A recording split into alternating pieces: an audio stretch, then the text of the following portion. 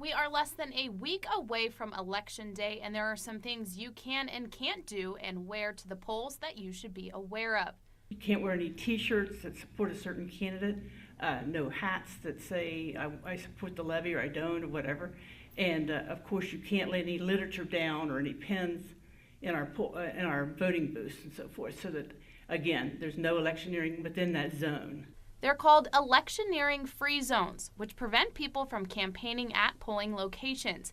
Each state has different laws as to how far those zones stretch. In Ohio, it's within 100 feet of the polling location, and it's 300 feet in West Virginia. On election day, it's within 300. Nobody can be within 300 foot of the precinct. You cannot wear a T-shirt with your candidate's name on it, or we'll ask people to take it off or put a jacket on just to cover it up while they're actually in line in the precinct and everything.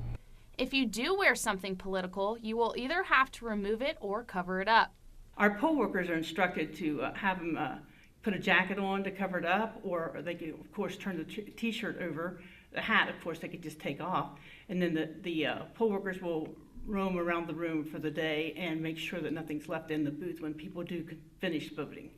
You also can't have a vehicle with decals or signs in support of a specific candidate or levy, or else you may get towed. You cannot park with big signs on your vehicle within the 300 foot. As long as you're outside of the 300 foot, you're fine if you have a candidate's sign on it.